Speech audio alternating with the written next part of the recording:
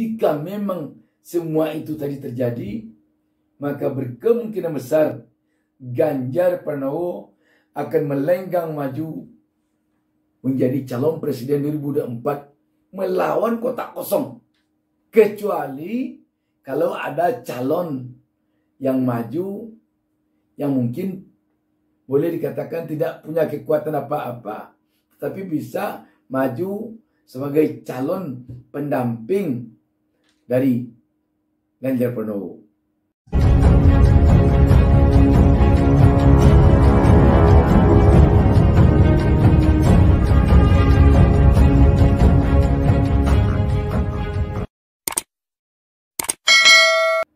Assalamualaikum warahmatullahi wabarakatuh.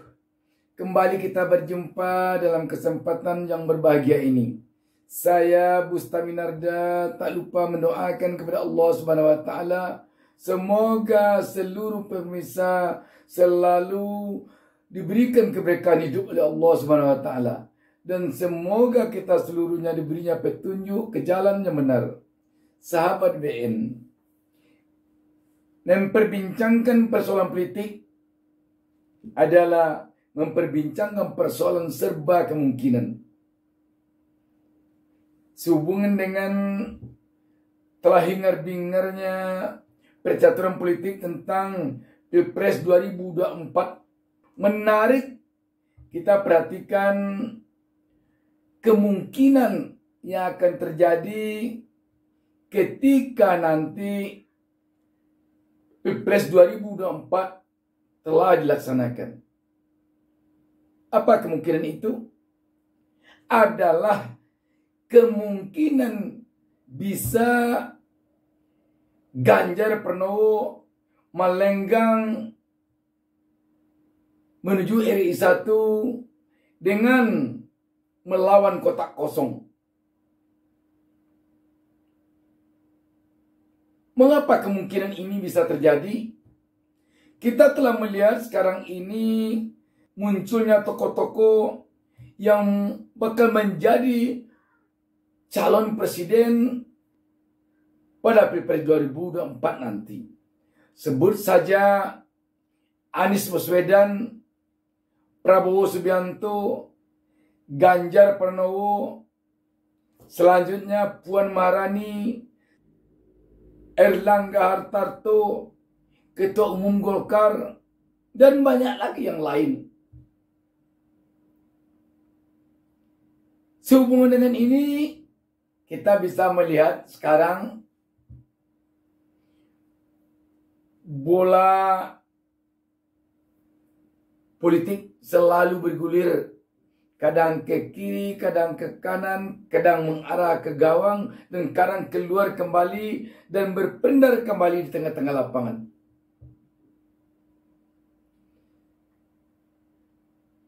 Kita melihat yang jadi sorotan paling banyak terutama di media sosial akhir-akhir ini adalah tokoh mantan Gubernur DKI Jakarta Anies Baswedan.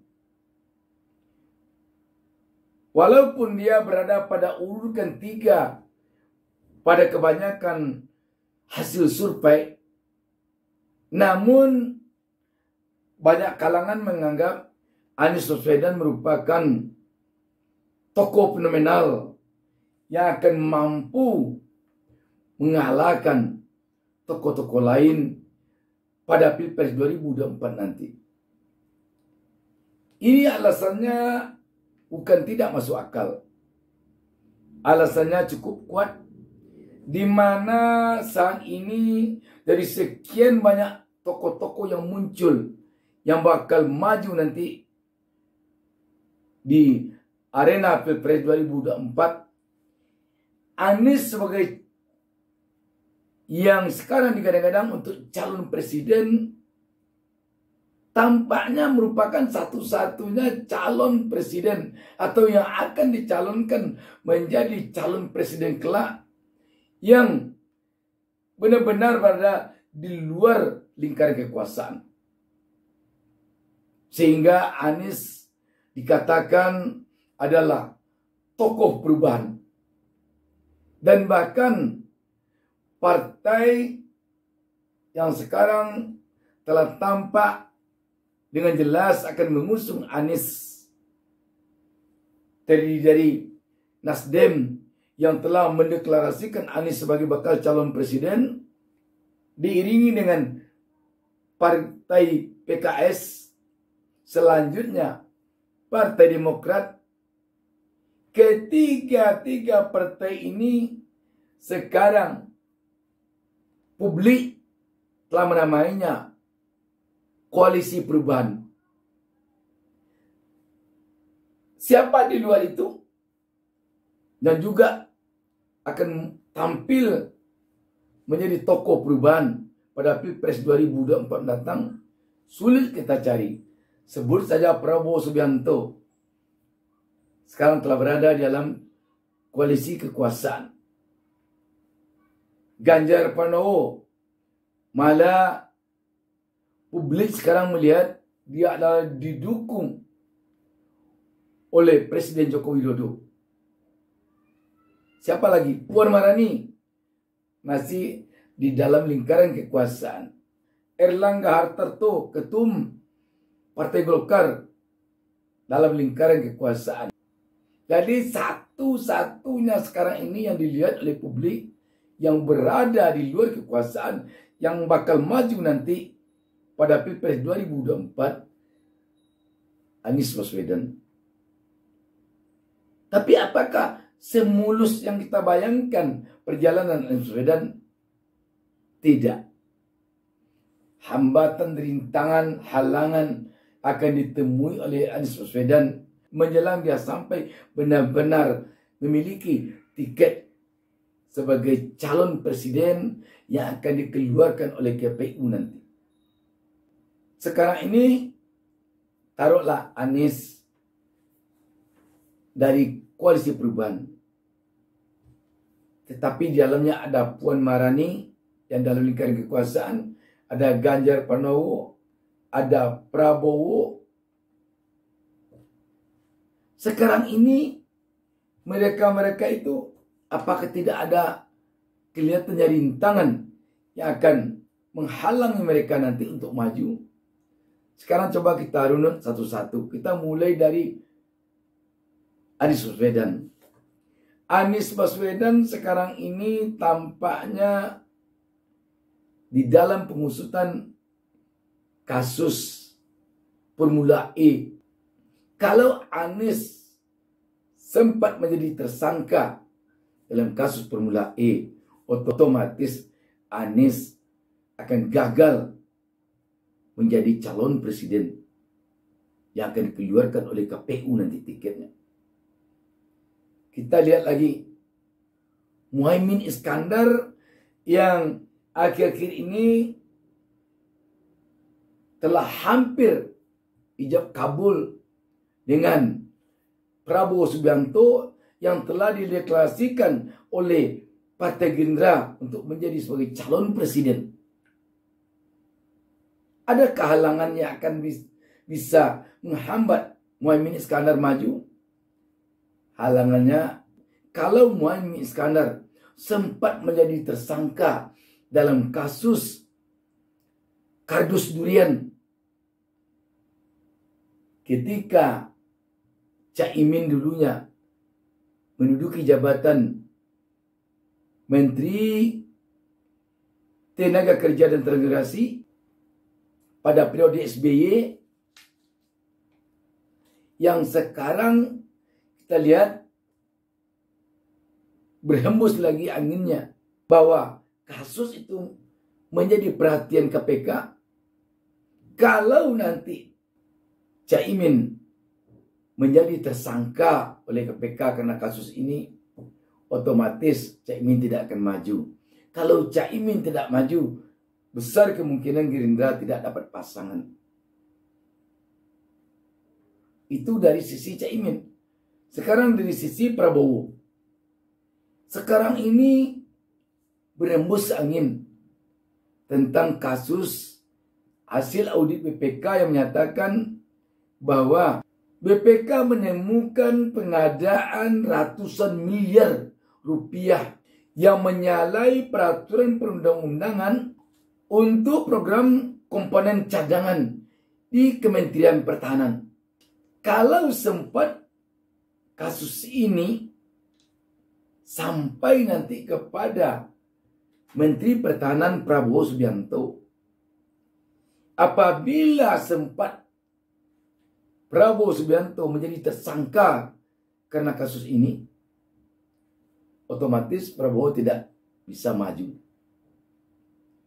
Kalau tadi hambatannya pada Caimin, Prabowo mungkin masih bisa mencari pasangan lain kalau memungkinkan. Tetapi kalau Prabowo yang kena oleh kasus ini, tentu otomatis Prabowo akan gagal maju. Sekarang kita lihat lagi Puan Maharani. Dan kita juga mendengar ada semacam dorongan juga dari pihak relawan Ganjar untuk mengusut kasus EKTP yang mengarah kepada Puan. Kalau ini diusut, jika Puan Maharani menjadi tersangka oleh KPK, otomatis tentu Puan Maharani tidak juga maju. Sekarang tinggal lagi Airlangga Hartarto yang mungkin masih punya potensi untuk maju sebagai calon presiden karena partainya, Partai Golkar pada pemilu lalu berada pada urutan ketiga. Tetapi sekarang kita mendengar Airlangga Hartarto juga sedang berada kasusnya di Kejaksaan Agung dalam kasus fasilitas impor garam pada periode 2016-2020. Jika ini berlarut dan sampai menjadikan Airlangga Hartarto tersangka, pupuslah semua untuk bisa maju ke gelanggang Pilpres 2024. Kalau itu yang terjadi, satu-satunya tokoh yang bisa maju jelas adalah Ganjar Pranowo. Ganjar Pranowo tentu akan diusung oleh Partai Koalisi Indonesia Bersatu (KIB) dengan didukung oleh partai-partai lainnya. Dengan demikian, jika memang semua itu tadi terjadi, maka berkemungkinan besar Ganjar Pranowo akan melenggang maju menjadi calon presiden 2024 melawan kotak kosong. Kecuali kalau ada calon yang maju yang mungkin boleh dikatakan tidak punya kekuatan apa-apa, tetapi bisa maju sebagai calon pendamping dari Ganjar Pranowo. Dan Ganjar Pranowo bisa maju bersama Erick Thohir atau Ridwan Kamil. Jadi kalau kita bicara tentang politik yang adalah bicara tentang sebuah kemungkinan, ini bukan tidak mungkin terjadi. Kalau langkah-langkah itu tadi terjadi, paling banyak calon yang bisa nanti maju pilpres hanya dua. Satu calon yang benar-benar calon yang akan jadi Ganjar Pranowo. Yang kedua mungkin calon pendamping untuk melengkapi agar Pranowo tidak melawan kotak kosong. Dan kalau ini terjadi, apa yang dikemukakan oleh mantan Presiden Susilo Bambang Yudhoyono bisa terbukti nanti bahwa calon tidak boleh lebih dari 2 pasang seperti yang dikhawatirkan oleh SBY. Dan kita tahu bahwa Pak SBY sebagai seorang mantan presiden 2 kali periode sebagai seorang jenderal bintang 4, sebagai seorang doktor yang juga telah profesor, kita yakin dan kita percaya bahwa SBY bukan bicara sembarangan. Dan kita juga berkeyakinan kaki tangan SBY di negara ini sekarang masih banyak dan masih kuat. Karena itu, SBY tentu bicara bukan sembarangan. Kekhawatirannya terhadap calon presiden ke depan yang hanya 2 pasang saja. Mari kita lihat perkembangan selanjutnya. Demikian opini publik ngopi. Wassalamualaikum warahmatullahi wabarakatuh. Jangan lupa subscribe. Jangan lupa subscribe.